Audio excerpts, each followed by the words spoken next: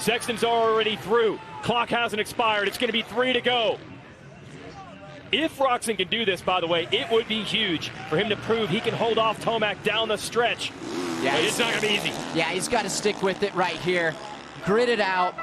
Oh, I like Eli's move right here. Oh, you see Ken play defense. Slowed up, hit the brakes just a little bit, so Eli couldn't come up the inside. Two crafty racers. They've been at it for a long time, and they've been racing each other like this for a long time.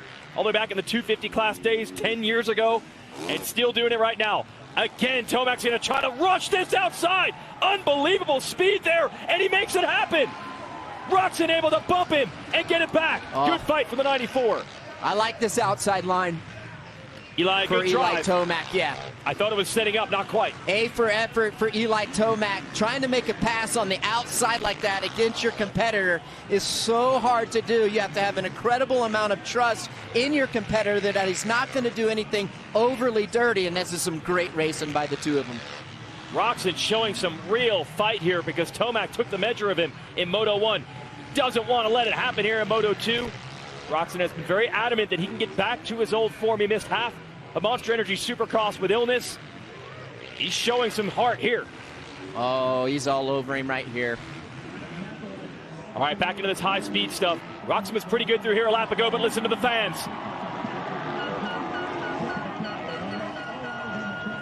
And that is all for Eli Tomac, the Colorado native here in his home state. But Roczen has something in that section. He just can't manage to get by him. He's made some serious surges. I think he's got one more good surge in him to try to get by Kenny. I mean, he is so close, just can't make it happen. That's a testament to Ken. To your point, not giving up, gritting it out, never quitting. And it's over as far as the battle for the lead. They are focused on each other. Sexton has the gap up to almost 5 seconds, so we'll stay with this one. Oh, nice line from Eli, trying to make something happen. It's going to be 2 to go after this right-hander.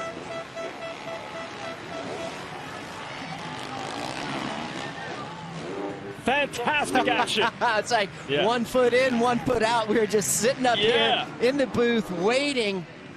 This has been a great exchange up this hill. Huge drive from Tomac, trying to get to the side. And knife underneath, and Roczen does it again. He slows down, won't let him get there. Now Tomac's going to try the outside in. Not enough to bank off of. It's too hard to make that pass back inside right there. I think Eli's best option around that first corner. I think that's going to be his best option around that first corner. Oh, he's going to go around the outside again. He loves it, the downhill. Who's going to get on the brakes latest? Side by side. And Roczen does it again. Bumps Eli out.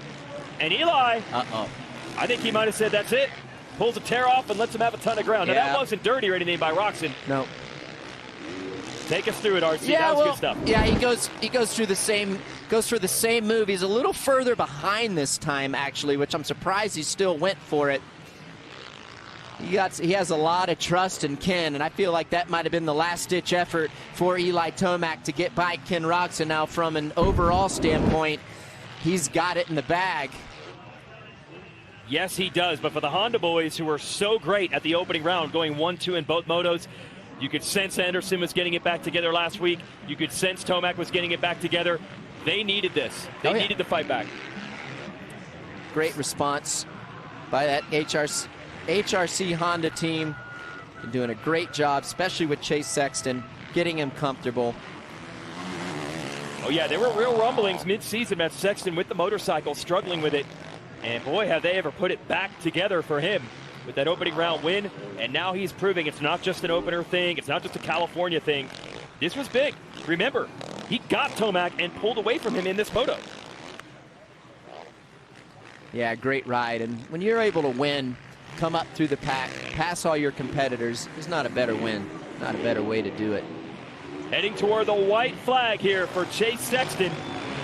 Just missed of the moto wins last week, 4th in Moto1 today. This would be huge. A response of the highest order, and for good measure, his teammate Roczen looking for second. Caroli holding on. He's in 4th, McElrath 5th. Anderson finally gets the measure of Dungy for 6th. Dungy back to 7th. Marcia Savachi Plessinger, that's your top 10. Marchbanks Craig had a crash. How is that possible for Craig to be in 12th? Thought he had visited the mechanics area. Yeah, that's unbelievable. Yeah.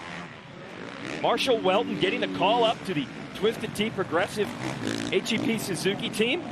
Great ride by Marsh in 13th ahead of his teammate Brandon Hartraft.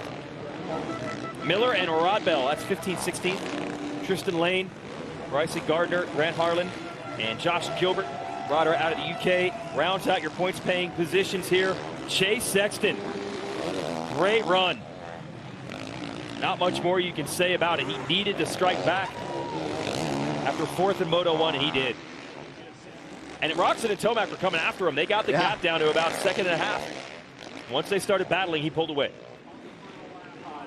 I know guys like you, every one of the old riders, they look at that riding style of Sexton. That's kind of the way riding is done in the modern era. Yeah, a lot of standing up. You'll see they rarely take their feet off the pegs, going through the corners. And that's the new generation.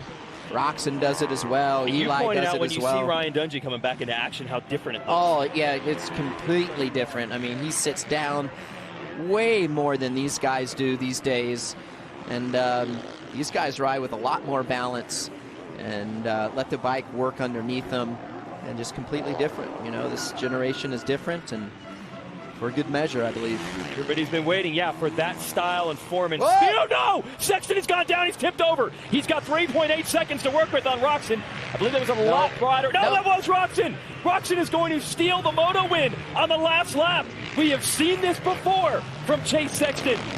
Back to the Minneapolis round of Monster Energy Supercross. He had a sure win slip through his fingers. And now we have to do the calculations for the overall. I believe it's Roczen. It's going to be Ken Roczen. He's going to win the overall here for the second year in a row with 8-2-1. And all of that fight to hold off Tomac is going to pay off. Ken Roczen has won in Thunder Valley. Unbelievable. Eli Tomac probably thought he has the race win right here. Yeah, so I little does he know.